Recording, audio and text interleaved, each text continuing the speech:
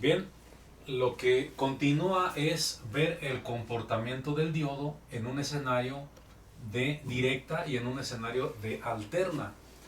En el BCD se considera voltaje de corriente directa. ¿Y qué es un voltaje de corriente directa? Bueno, una forma rápida de exhibir o representar un voltaje de corriente directa es, por ejemplo, el de una pila, Duracell o Energizer. Esta pila regularmente es de 1.5 volt. Otro ejemplo de voltaje de corriente directa es una batería de carro que se llama también acumulador y que típicamente es de 12 volt. No importando si es una pila de acumulador, una pila de este tipo o cualquier otro tipo de pilas, observamos que tiene dos polos, uno positivo y el otro negativo. Uno positivo y el otro negativo. Por lo que en los diagramas la manera de representarlo es por medio de una rayita larga para el positivo y una rayita corta para el negativo. Si nosotros lo representamos gráficamente, el voltaje de corriente directa, si lo representamos gráficamente al voltaje de corriente directa, tendríamos una línea continua, es decir, que no importando el tiempo, porque esta parte es tiempo y esta parte es voltaje, la altura representa voltaje. Si estuviéramos representando el acumulador en esta gráfica, aquí hubiéramos puesto 12 volt, que significa que si yo llego con un aparato medidor llamado multímetro, si llego con el aparato medidor llamado multímetro y le checo al acumulador, le checo a la batería, pila de carro, le checo el voltaje, en promedio me va a dar 12 voltios. Si después de unos 10 segundos le vuelvo a checar el voltaje, va a tener 12 voltios. Y si después de una hora le checo el voltaje, quiero pensar que va a seguir teniendo 12 voltios.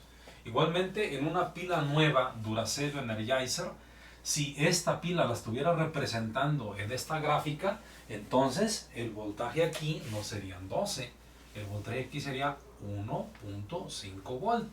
Y si yo checo la pila, la checo, el aparato medidor me va a dar 1.5. Si al siguiente día, después de 24 horas, vuelvo a checar la pila, pues me va a dar 1.5 voltios. Esto obviamente es cierto siempre y cuando la pila no se desgaste. Porque si la pila se desgasta, entonces esta línea, en lugar de ir aquí, si se desgasta un punto 1 de volt, la línea, esta verde, si después de un tiempo gastaría yo un punto 1 de volt, entonces la línea haría esto, caería y sería más chiquito el voltaje, sería de 1.4, porque ya se gastó la pila punto 1, ya se desperdició punto 1. Y así con el tiempo la pila se puede ir descargando, pero definitivamente mientras la pila no se descargue, el voltaje se considera que es continuo, constante. ¿Sí? No cambia con el tiempo. Ese es el comportamiento entonces de un voltaje de corriente directa. Vamos a ver cómo es un voltaje ahora de corriente alterna. Un voltaje de corriente alterna, como lo observamos aquí, primeramente vamos a ver cómo generamos un voltaje de corriente alterna.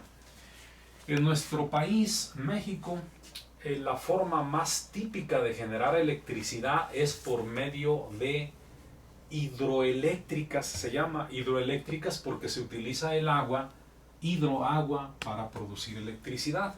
Se concentran regularmente en áreas altas de los cerros, se concentran grandes cantidades de agua en unas represas, en unas áreas que contienen grandes cantidades de agua. Y por gravedad nosotros hacemos un orificio y por gravedad hacemos que el agua caiga por esa línea, por ese tubo, por ese área. Y al ir pasando esa agua que viene a gran velocidad por la gravedad, va a pegar en unas aletas, y al pegar en esta aleta, la aleta esta se mueve. Al pegar el agua en esta aleta se va a mover. pero al moverse esa aleta, entra otra aleta, y entonces el agua choca en ella y la vuelve a mover, y luego está otra aleta, y así de esa manera las empieza a mover. Estas paletas que tenemos aquí simbolizadas son esas que estoy comentando. El agua las golpea y hace que esta pieza se gire, y como esa pieza está conectada a una parte movible que es un rotor, genera a través de un rotor estator, genera electricidad. No es un generador tan pequeño, es muy parecido a este, en esencia es muy parecido a este. Aquí está el agua cayendo y esta cosa está girando. Entonces, como esta cosa está girando, está produciendo electricidad. Ya habíamos visto, ¿me pasas la cajita que está ahí atrás? Ya habíamos visto en una explicación anterior cómo este circuito produce, por ejemplo, electricidad. Aquí lo vamos a ver, lo vamos a otra vez a demostrar. Este principio que tenemos aquí nosotros,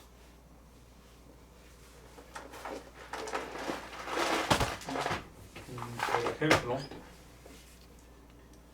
nada más a manera de comentario, aquí tenemos nuestro componente. Entonces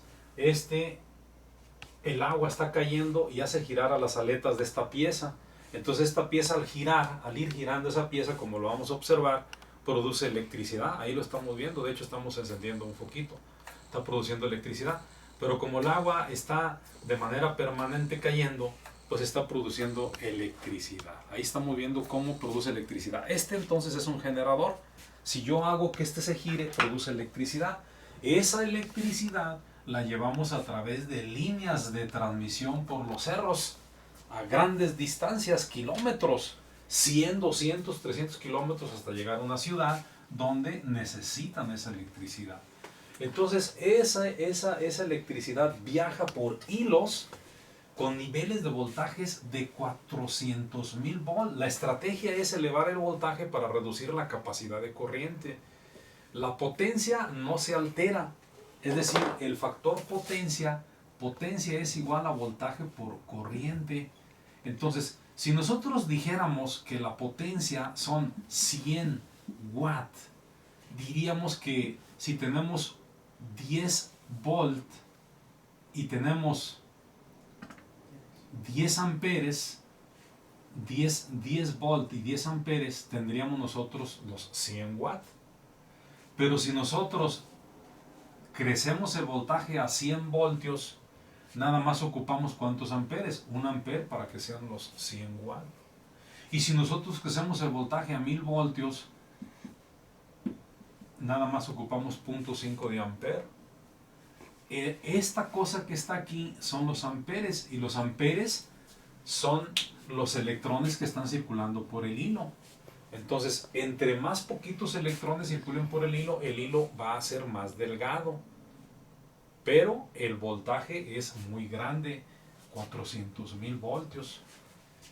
Esa es la estrategia. Crecemos el voltaje para que la cantidad de corriente disminuya y poder llevar a través de hilos delgados grandes cantidades de potencia.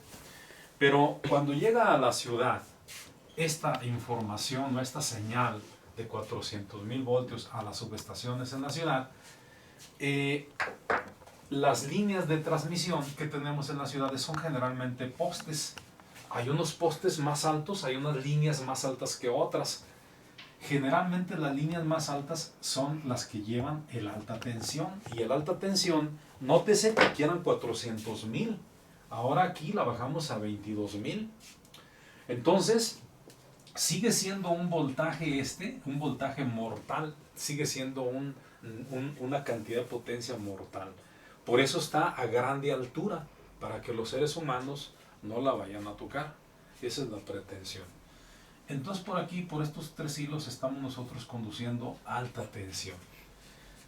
Más adelante, por ahí nosotros vamos a ver unos transformadores en nuestras colonias, y los transformadores lo que hacen es reducir ese voltaje. Ese voltaje regularmente que viene de 22,000 voltios aquí, lo reducen a baja tensión. Esta se conoce como baja tensión. Y lo que nosotros tenemos aquí es que entre una fase más un neutro, generalmente son 120 volt de corriente alterna. Eso es lo que tenemos. Claro que si agarramos dos fases, tenemos nosotros 200 y tantos voltios, ¿eh? Y si agarramos las tres fases también, entonces esta casa que tenemos aquí está recibiendo un servicio monofásico, se llama un servicio monofásico. Monofásico significa una fase, es decir, utiliza un neutro más una fase. Pero hay casas como aquellas que utilizan aires acondicionados que requieren 220 voltios. Entonces la línea monofásica nada más les puede dar 120 voltios corriente alterna. Pero hay casas que necesitan 220 voltios corriente alterna. Entonces, como necesitan 200 voltios corriente alterna, entonces ellos piden a la Comisión Federal de Electricidad que les ponga un medidor especial que se llama bifásicos. Y los bifásicos utilizan un neutro y utilizan dos fases. Y aquí estos ya pueden tener 220 voltios de corriente alterna. Y hay algunos casos en donde se utiliza trifásico. Y cuando utilizan trifásico es un neutro y utilizan tres fases. Tres fases, las cuales obviamente esas fases se utilizan cuando se tienen transformadores trifásicos, por ejemplo en las industrias y en algunos otros casos. Entonces, pues más o menos por ahí va la temática relacionada con la electricidad, tanto directa como alterna. Bien, esto es muy importante que nosotros lo reconozcamos, porque entonces tenemos tres hilos, fase 1, fase 2, fase 3 y el neutro. Entre cada una de las fases más el neutro tenemos 120 voltios. Aquí ya hemos dicho cómo es la corriente directa. Vamos a ver cómo es ahora la corriente alterna. Ya vimos cómo es que llega a nuestras casas. Esta corriente alterna utiliza el método de magnético para generación de electricidad.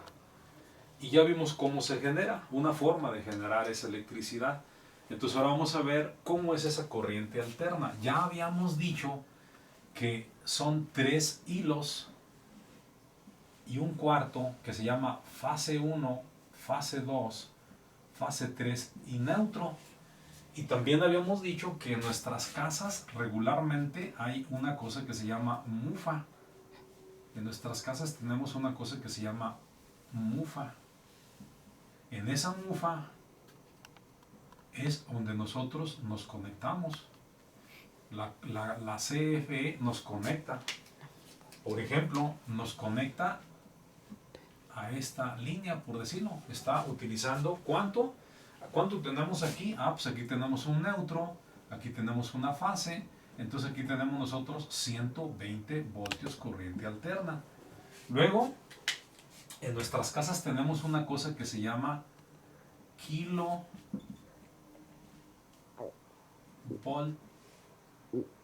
orímetro. No, kilowatt orímetro se llama, no kilovolt, kilowatt orímetro. Muchos lo conocemos como medidor, pero su nombre correcto es kilowatt orímetro, porque mide los electrones que están pasando a través del conductor en una hora. Entonces aquí nosotros en estos equipos tenemos nosotros más o menos así la situación. Tenemos aquí llega, se conecta, pero vamos a ver más bien, aquí está el tubo. Por aquí por el tubo vamos a simular que la fase es el rojo, llega el rojo y se conecta a ese punto. Y llega el azul y se conecta a ese punto.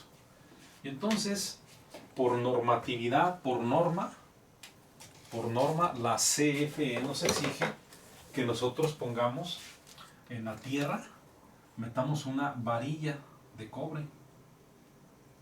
Esta varilla de cobre se llama copper well, varilla de cobre. Y esa varilla de cobre nosotros tenemos que conectarle un alambrito. Aquí esa varilla se llama tierra física. Entonces, para nuestras casas, cuando se conecta el medidor, esta partecita se va a conectar con esta y esta otra se va a conectar con esta otra. Y para dentro de nuestras casas entonces van a entrar 3 hilos. Un hilo primero va a una caja que se llama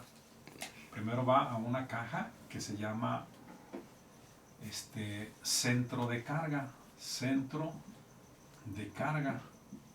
Ahí hay unos interruptorcitos en ese centro de carga, de que uno sube y baja como para tener un control, una protección. Entonces aquí entran estos hilos entran aquí, entra el fase, entra el tierra física y entra el neutro.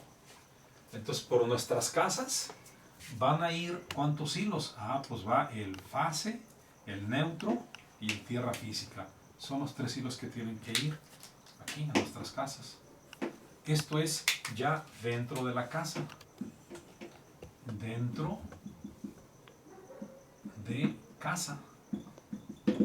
Entonces, si nosotros queremos poner un contacto, vamos a poner un contacto. Aquí está el contacto. Los contactos tienen 3 hilos, tres